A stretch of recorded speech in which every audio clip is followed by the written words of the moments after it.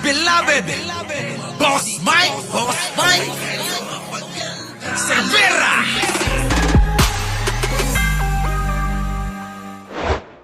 To sa kahinatnan ng kaso Eto na mga kababayan, ang pinakaayaw nilang marinig. Oo. Ayaw marinig ng mga DDS to. Pasok! lang magiging epekto sa kahinatnan ng kaso ni dating Pangulo Rodrigo Duterte sa International Criminal Court kahit mapatunayan na may mali sa paraan ng pag-aresto sa kanya. Ayon kay Attorney Gilbert Andres, accredited lawyer ng ICC at isa sa mga abogado ng mga biktima ng madugong drug war, labas na ang usapin ng legalidad ng pag-aresto kay Duterte sakaling matuloy ang Nako! paglilitis. Meron din kasing doctrine sa international criminal law, malacaptus benedictentus. Kung ano man po ang sinasabing mukhang question po o tanong sa naging proseso sa pag-aresto po, hindi po siya makakaapekto sa legalidad po ng criminal proceedings po sa isang international criminal court. Dahil po ang kaso ay international crimes at dapat po nandoon po ang akusado.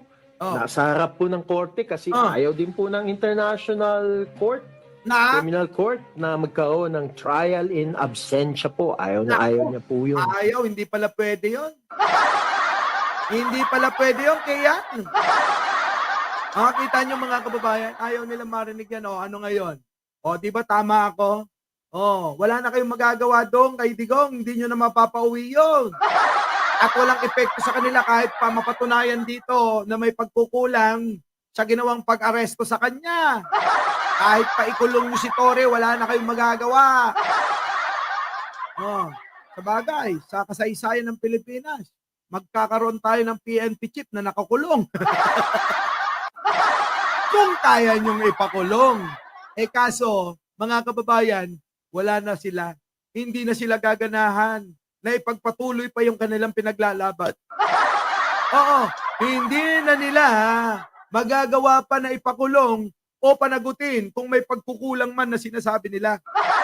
Sapagkat mga kababayan, alam nyo, napakahabang proseso niyan. At mga kababayan, marami rin nagsasabi na tama lang yung ginawa ni Torre. Tulad ko, ako nagsasabi mismo, tama ho yung ginawa ni Torre. Wala hong nilabag si Torre. Bakit ho mga kababayan? Dapat nga ituring nating bayani. Bakit ho mga kababayan? Kasi naiwasan ni Torre ang madugo at marahas na gagawin ng mga kampo ni Digong. Bakit ho kanyo mga kababayan? Pag ho nakalabas pa si Digong ng Villamor Air Base, haharangan na ho ng mga tatanga-tanga at nuknukan ng mga mangmang na mga taga-suporta niya. Yung po yun. Diba?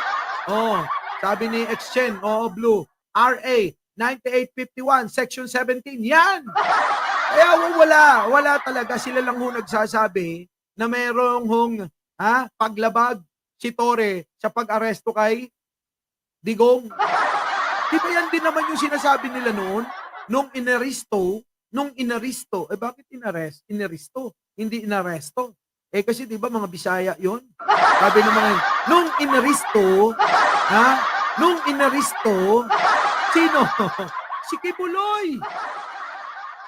Ano nangyari? Sabi nila mga kababayan, maraming nilambag si Torre, ididemanda namin yan. O ano nangyari sa demanda nyo? Wala na. Di ba? Ngayon nga mga kababayan, pinaglalaban nila si Kibuloy hanggang patayan daw. Di ba nakalimutan na nila? Nakalimutan na si Kibuloy, kawawa naman.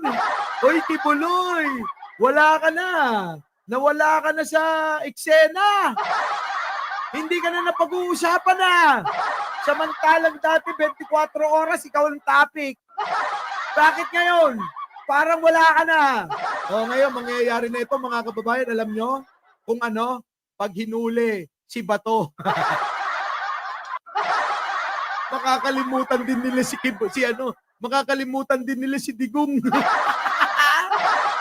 Excited na ako. Sabihin ko, bilis-bilisan nyo, General Torre.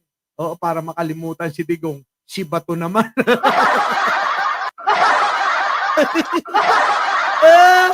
Ano? Si Bato naman. Ang hulihin nyo para makalimutan na nila si Digong. Walang yan. Anong klaseng mga, mga pagsuporta nyo? Puro kayo mga ningas kugon. Kung sino uso, tung kayo? Walang yan naman mga... Anong klase yan? Alam nyo, ingat na ingat ako magsalita dito ng mga pwedeng makasakit sa damdamin ng iba eh. Di ba mga kababayan? Tignan ninyo kung ano lang ang uso, nandun kayo. Uso nun si Kibuloy. Lahat kayo, Kibuloy kayo ng Kibuloy. Ngayon naman, uso si Digong. Lahat kayo, Digong kayo ng Digong. Paano pag nauso si Kalbo? Ay, si Bato. Ha? Nag-wig pa yon. Ha? Nagsuot pa nga ng Sabi doon sa... Walang yato mga ito sa mga memes, mga kababayan. Ha? Hiniram daw kay Marcoleta yung wig sinuot ni Bato. Ang tataba ng mga utak.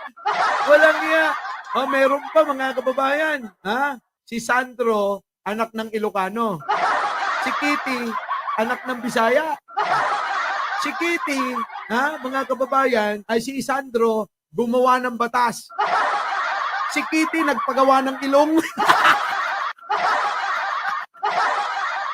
Walang yan, tataba ng mga utak. Grabe kayo. Sa totoo lang, grabe kayo. Di ba, grabe.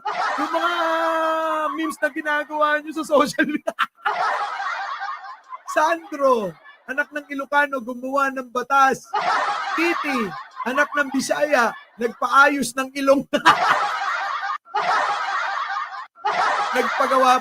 Nagpagawa ng ilong. Ibang klase.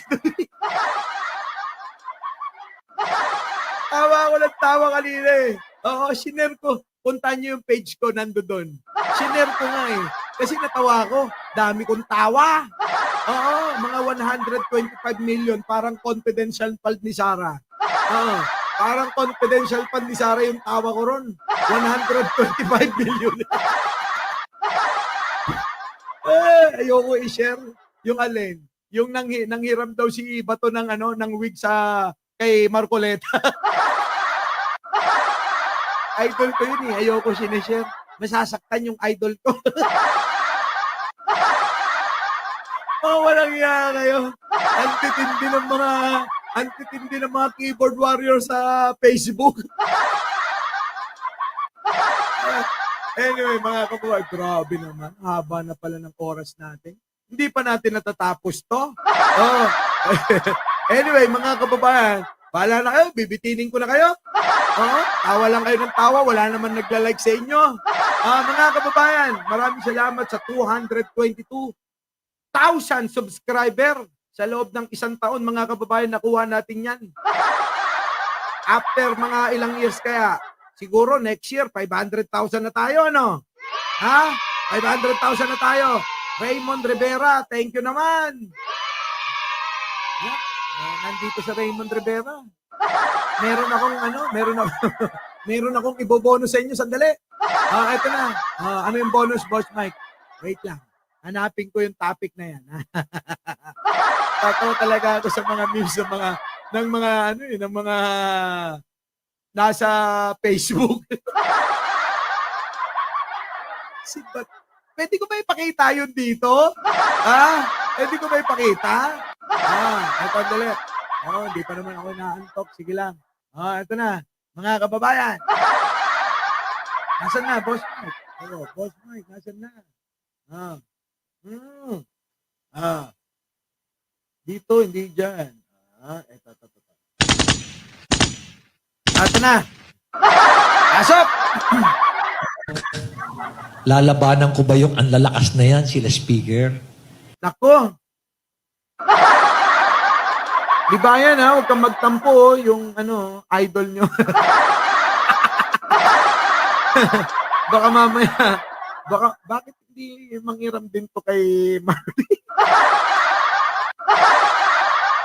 Sorry naman.